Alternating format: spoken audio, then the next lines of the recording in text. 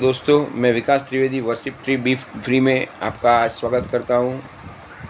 सीताराम, जय नीम करोली बाबा, जय साईनाथ। और इसके साथ ही नक्षत्र माला की श्रेणी का तीसरा नक्षत्र है कृतिका नक्षत्र, जो मेष राशि में जिसका एक चरण आता है 26 अंश 40 कला से लेके 30 अंश तक, और वृषभ राशि में दूसरे 3 चरण आते हैं।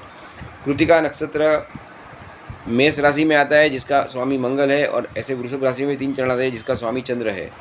कृतिका नक्षत्र का ज्योतिष के ग्रह के हिसाब से सूर्य नारायण भगवान मालिक है, सूर्य मालिक है, सूर्य उसका अधिपति है। और नक्षत्र के देव जो बोला गया है वो अग्नि देवता है। ओम आग्नेय नमः, ये कृतिका नक्षत्र का मंत्र है, ओम आग्नेय नमः। तो अग्नि के भी 3 प्रकार, एक लोकादिम अग्नि है, एक लौकिक अग्नि है, एक प्राणाग्नि है। तो अग्नि के इसकी आकृति अग्नि की है। कृतिका नक्षत्र वाला का आराध्य वृक्ष जिसके ऊपर मैं प्रकाश डालूंगा वो कृतिका का आराध्य वृक्ष है गुलर, गुजराती में जिसको उमरो बोलता है, ओदुम्बर बोलते हैं, उर्दू में डुमरी बोलते हैं, फिकस रेसमोसा बोलते हैं। और कृतिका नक्षत्र के पर्यायी वृक्ष है अड़ुलसा, जो हमारे वहाँ बहुत पाया जाता है। औदुंबर वृक्ष सबसे पवित्र वृक्षों में से एक है, जैसे नीम है, पीपल है, वट वृक्ष है, तुलसी है।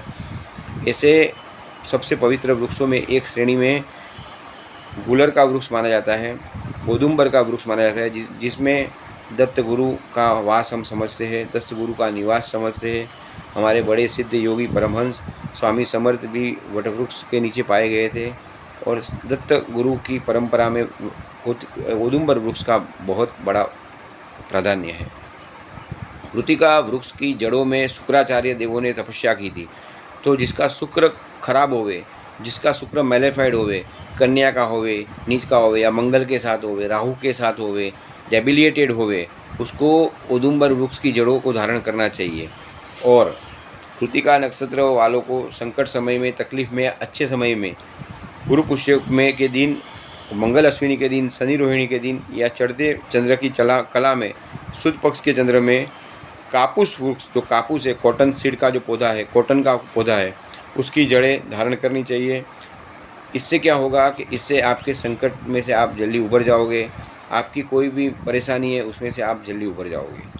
कृतिका नक्षत्र वालों को गुलर का वृक्ष कभी भी कोई भी हालत में काटना नहीं चाहिए, उसको गुलर का वृक्ष लगाना चाहिए, गुलर के वृक्ष की पूजा करनी चाहिए, धूप दीप बत्ती करनी चाहिए। और अपने घर में छोटा सा गुलर का वृक्ष का पौधा लाके भी उसको अपने हाथ से ऐसा पानी देना है, और वो बड़ा हो जावे तो फिर गार्डन में अपने परिसर में लगा देना है। भाव प्रकाश ग्रंथ में, ज्योतिष के भाव प्रकाश ग्रंथ में, और बड़े बड़े जो भी ज्योतिष के नक्षत्र के बड़े ग्रंथ हैं उसमें इसके बहुत उपयोग बताए गए हैं। क्योंकि सूर्य नारायण भी अग्नि का स्वरूप है और अग्नि तत्व का आधिपत्य है, और कृतिका नक्षत्र वालों को अपने घर में अग्नि का चिन्ह लगाना चाहिए। अग्नि का चिन्ह का कोई भी तरीके का आपको किसी को गिफ्ट नहीं देना है, अग्नि की हमेशा सम्मान करना है।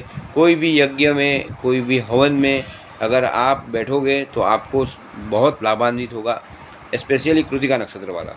कृतिका नक्षत्र वाले की आकाश में आकृति में धारदार वस्तु, जैसे कि चाकू है, छुरी है, तलवार है, ऐसी उसके घर में रहनी चाहिए।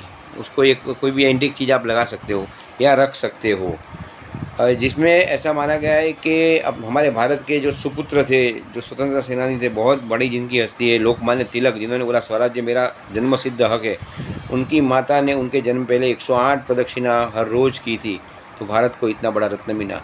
तो इसका बोलना ऐसा है कि बहुत बड़े नक्षत्र के जो भी रेयरेस्ट ऑफ रेयर ग्रंथ, उसमें ऐसा लिखा है कि औदुंबर के वृक्ष की आप 108 प्रदक्षिणाएँ करते हैं, अगर समय है तो दिन में कर सकते हैं, हफ्ते में, महीने में, कभी भी, तो आपका मनवांछित फल का आप संकल्प करो तो वो पूर्ण हो जाएगा, और आपको बहुत बड़ी फ़ायदे की आपको खबर मिलेगी।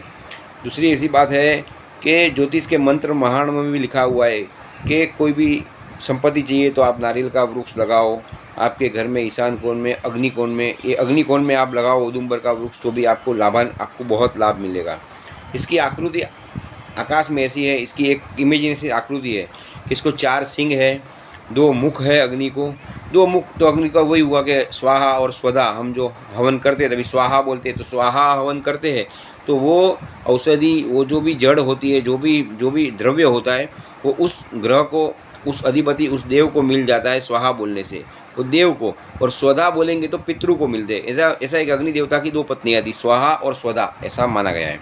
स्वधा पितृ के यज्ञ में काम आता है, और स्वाहा करके है जो है वो अग्नि को स्वाहा बोलने से ही अर्पण, मीन्स कोई भी चीज़ आप अर्पण करो तो अग्नि उसको भस्म कर लेती है, अग्नि में सब दोष विलीन हो जाता है। तो कृतिका नक्षत्र का ये बहुत फायदा है कि उनका आराध्य वृक्ष सबसे अच्छा, एक तो गुलर का वृक्ष है, औदुंबर उम्रे का वृक्ष है, और उनको उम्रे का वृक्ष लगाना है, उम्रे से उसकी पूजा करनी है।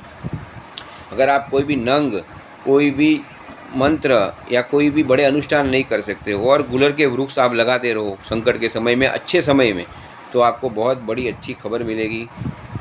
जिसको जो भी, जैसे स्त्री या पुरुष, जिसको जो भी अच्छी चीज़ अपनी ज़िंदगी में मिस होनी चाहिए, ऐसा जो सोच रहा है और उसका कृतिका नक्षत्र है, उसको संकट आ रहा है, तो बस उसको ये चीज़ करनी चाहिए। दूसरी चीज़ मैं आपको बताना चाहता हूँ कि आपको सूर्यास्त के बाद किसी को भी अग्नि का दान देना नहीं है, कोई भी दिया नहीं देना है, जल कोई भी अग्नि जिसमें संलग्न है वो नहीं देना है। ब्रह्म वैवर्त पुराण में भी लिखा गया है, और ज्योतिष के बड़े बड़े ग्रंथों में इसका बहुत बड़ा उल्लेख है। ये दत्त गुरु की कृपा प्राप्त करने का सबसे श्रेष्ठ वृक्ष है।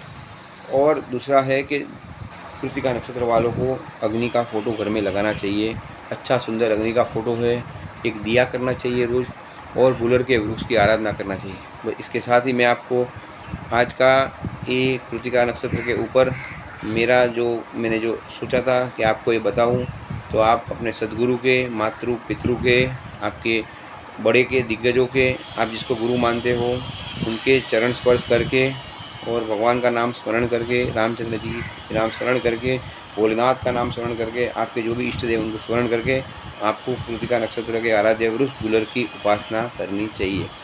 तो आज के लिए बस इतना ही, और मुझे मेरी चैनल को लाइक कीजिए, सब्सक्राइब कीजिए, और इतनी महत्व की माहिती आप शेयर कीजिए। और आपको कभी कोई पूछना है तो मुझे आप पूछ सकते हैं। मेरा नंबर है 9757111748, 9757111748, 9757111748। इसके साथ ही मैं आपकी रजा लेना चाहता हूँ। जय सिया राम, जय नीम करोली बाबा, जय साईनाथ महाराज, नमस्ते।